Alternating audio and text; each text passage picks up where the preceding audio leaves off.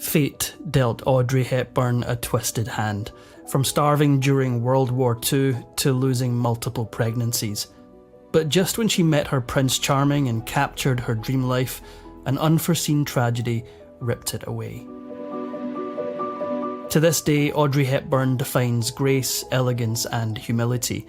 The talented actress dominated the silver screen in the 1950s and 60s, with roles that made her an enduring icon.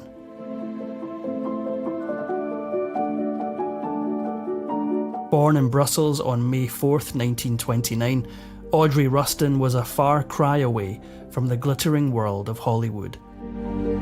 In the beginning, she lived a rootless existence, with her family moving incessantly for her father's work. As they flitted from London to Arnhem and beyond, little Audrey learned 6 languages. As privileged as her life undoubtedly was, her family had a dark side. Audrey's parents wholeheartedly believed in the growing Nazi regime and even travelled to Germany to attend marches and show their support. In fact, her father Joseph was so deeply entrenched in his prejudiced beliefs, he did the unthinkable. In 1935, he abandoned Audrey and her mother, moving to London where he could devote more time to his fascist pursuits. In looking back on this chapter of her life, Audrey confessed that her father's disappearing act was the most traumatic event of her life.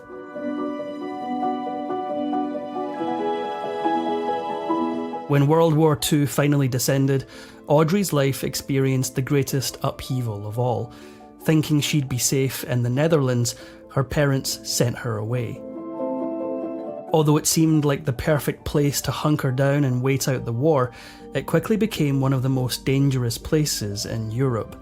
In 1940, 10-year-old Audrey witnessed the German invasion of Holland. To avoid being identified as English, she changed her name to Edda van Heemstra. However, despite her best efforts to lay low, the following years were fraught with fear.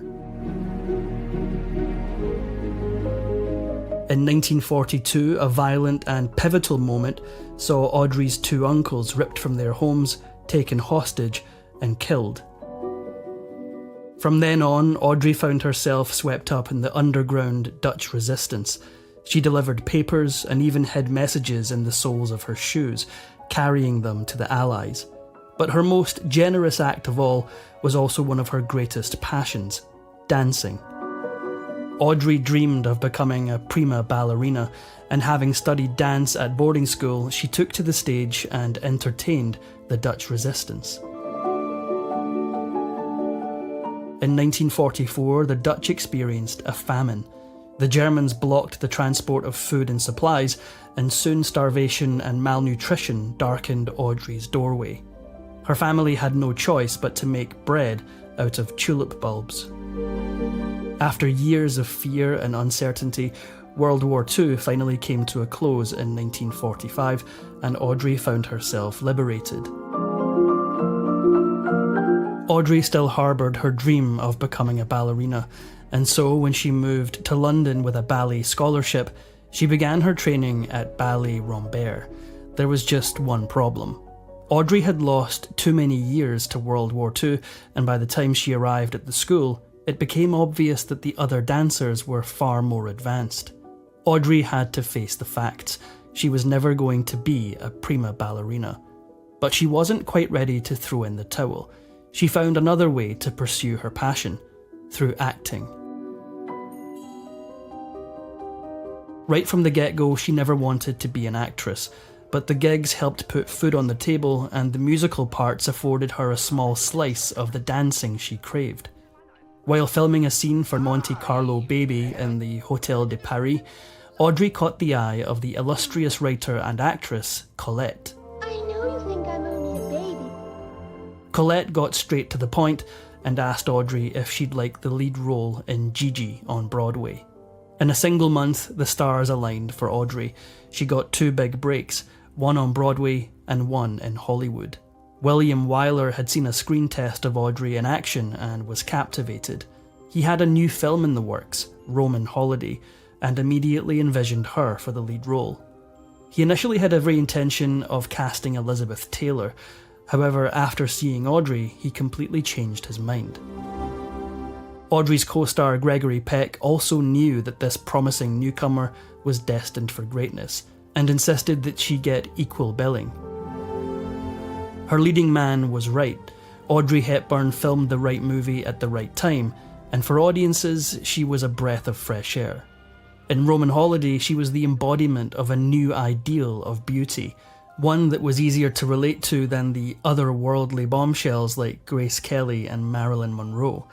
Audrey wasn't curvaceous or polished to perfection. Her beauty was singular, yet accessible.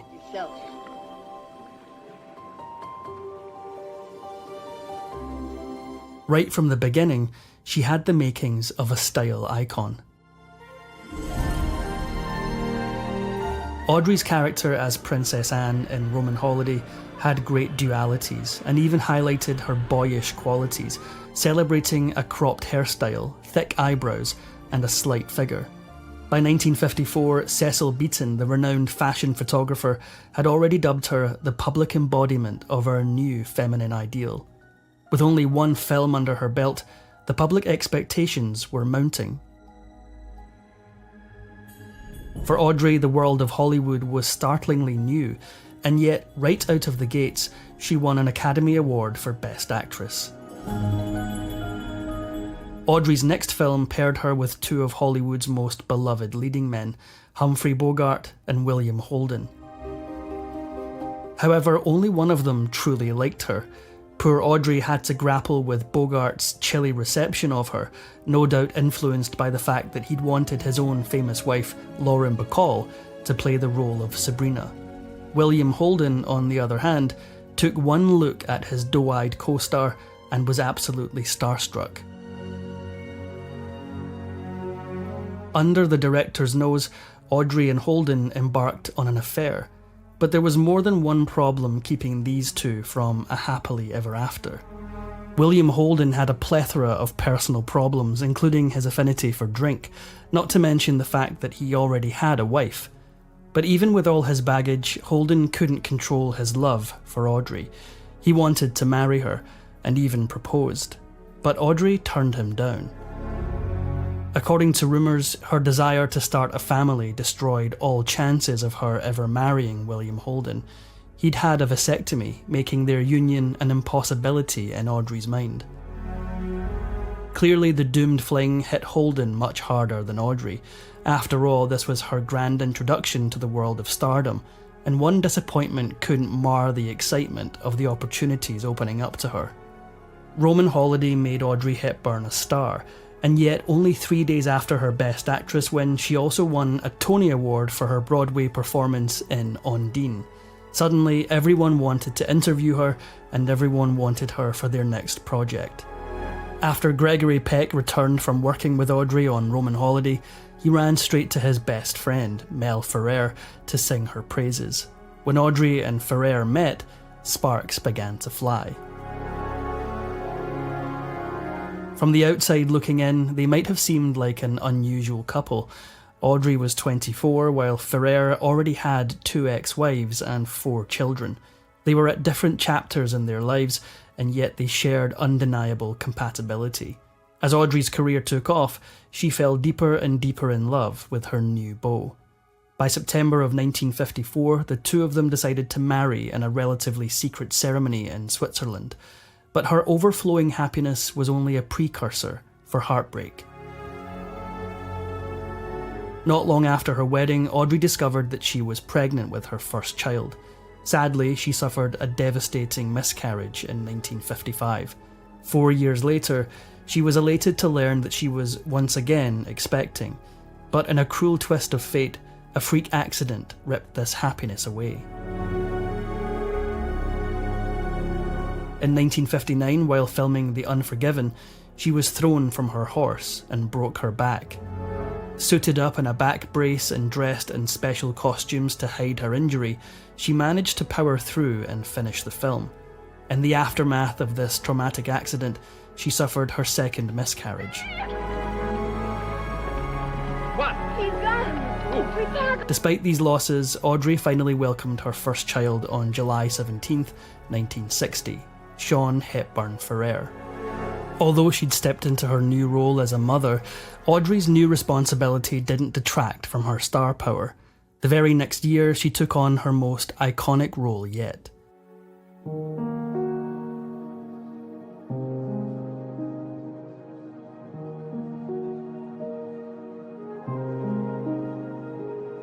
In 1961, Audrey faced the daunting task of embodying the extroverted character Holly Golightly in the film adaptation of Truman Capote's Breakfast at Tiffany's.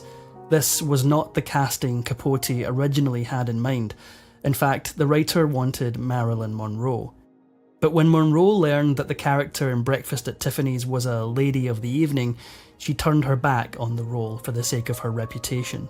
When Capote discovered that Audrey had been cast instead of his dream girl, he was furious. Whenever Capote was on set, Audrey felt incredibly self-conscious.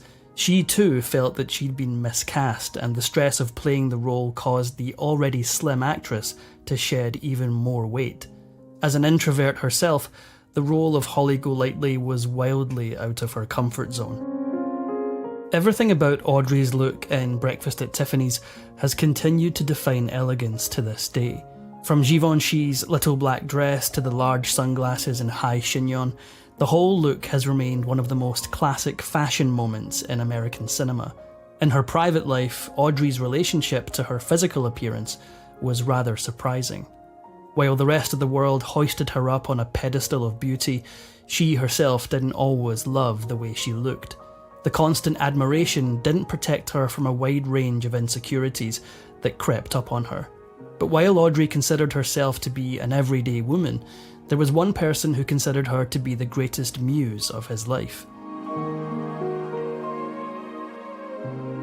Audrey first met the fashion designer Hubert de Givenchy in preparation for Sabrina, although at first he thought he was designing for Katharine Hepburn. After Audrey wore her first Givenchy dress in Sabrina, there was no turning back. Out of this collaboration sprung a professional romance that defined both actor and designer. In fact, Audrey's magnetic quality is a mixture of her personality and the powerful lines of her posture, the clothes she wore, but also the way she carried herself. Audrey Hepburn's career was a full-blown success. Even as time wore on, her popularity amongst audiences held steady. But when the cameras stopped rolling, she continued to battle demons from her past, long-buried insecurities that crept into her marriage and threatened to destroy it. For exclusive perks like early access to new videos, priority replies to your comments, and to have your say on future content, consider becoming a Factinate member. On top of that, your support helps keep the channel going. Click the link in the description for more details. For her entire life, Audrey was haunted by her father's abandonment of her, and many critics believed that she sought out father figures in her own romantic relationships. Certainly her husband Mel Ferrer controlled and steered her career with an authoritative hand. In fact, little by little, her love for Ferrer began to wane and diminish, and soon she wasn't happy at all. After 14 years of marriage, they divorced. Rumours of his domineering nature and bad temper were likely reasons for Audrey's discontent, as well as the alleged affairs on both sides. But not even the disintegration of her marriage was as shocking as Audrey's next move. In 1967, right at the peak of her success, she decided to step away from acting to focus on her family. One of her main anxieties was her son, Sean. After wanting a child for so long, her work kept dragging her farther away from him. With her own traumatic childhood at the back of her mind, Audrey was determined to be the best mother possible. The same year Audrey left Ferrer, she met her next husband, Italian psychiatrist Andrea Dotti, and by 1970 they were married, living in Rome, and had a son, Luca. In the beginning, Audrey seemed to have found her fairy tale ending, but her dreams were quickly dashed. Doughty had a sordid duality. On one hand, he was an upstanding, generous doctor, but on the other, he was a serial adulterer. One Italian paparazzo caught his infidelities on camera, and most shockingly, there were over 200 different women he'd stepped out with. Audrey made her comeback with the relatively successful Robin and Marion opposite Sean Connery, but it wasn't until a film called Bloodline that Audrey indulged in a forbidden romance. Hurt time and time again by her husband's cheating, a very sad Audrey connected with her very sad co-star Ben Gazzara. Together, these two actors drowned their sorrows. In the end, both Audrey's affair with Gazzara and her disappointing marriage came to an end. After briefly rearing her head in Hollywood, the heartbroken actress wanted nothing more than a place to rest and centre herself. And so, once again, the ageing star ran away from the spotlight. She moved from Rome to Switzerland, where she took up residence in the restored farmhouse called La Paisible, meaning quietness in French. Here she could stroll down the streets without fear. Unlike New York or Rome, she was just another woman in Switzerland. Always at the top of every filmmaker's list, Audrey turned down countless roles. Robert Wolders was the widow of another famous actress, Merle Oberon. When she died, she'd left Wolders all of her worldly possessions, and so he decided to auction off her jewellery for a good cause. His act of generosity led him straight to his next great partnership, Audrey Hepburn.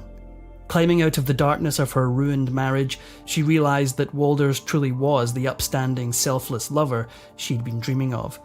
But just as she settled into this new life, an unexpected offer turned everything on its head. When Audrey's cousin invited her to a concert for UNICEF, she ended up speaking to the audience, sharing her own harrowing experience as a child in the war. Little did she know the head of UNICEF was present. After her speech, he approached her with an offer she couldn't refuse. He wanted her to become a full-time ambassador for UNICEF. All hopes of a quiet retirement came to an end, but this time, the incessant travelling bore a much deeper meaning. In the 1960s, Audrey realised that she wanted to find her father, the man whose absence had haunted her for so long. Through the Red Cross, she managed to track him down. Joseph Rustin had settled in Dublin. He hadn't seen his daughter since 1939, the day he sent her off to the Netherlands. But when Audrey finally came face to face with him, she was in for an excruciating disappointment. Audrey had hoped that a reunion with her father would bring the warmth and love she'd always needed. Instead, she met with a cold and disconnected man who didn't share the same enthusiasm. Although devastated, Audrey decided to forgive him and even supported him financially until his death. In 1992, upon returning to Switzerland from a trip to Somalia with UNICEF, Audrey began to feel an alarming pain in her abdomen. A scan revealed the devastating truth. She had a rare cancer. This particular disease had been festering for years, and the outlook wasn't promising. Audrey faced her illness head-on, undergoing both surgery and chemotherapy in Los Angeles, but it became clear that she would never recover. For her last Christmas, her friend Givenchy arranged for a private jet to take her back to Switzerland. Her final days were as peaceful as they could be. With hospice care on hand, Audrey sometimes walked in her beloved garden.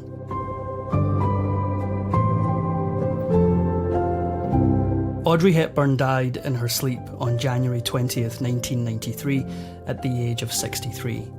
Although she never wanted to be an actress, her memory and accolades have built her a legacy that will never be forgotten. Today, she is considered one of the greatest actresses of all time, and is one of the rare few to have won an EGOT, that is, an Emmy, a Grammy, an Oscar, and a Tony Award. Through her films, her style, and her humanitarian work, Audrey was always so much more than met the eye.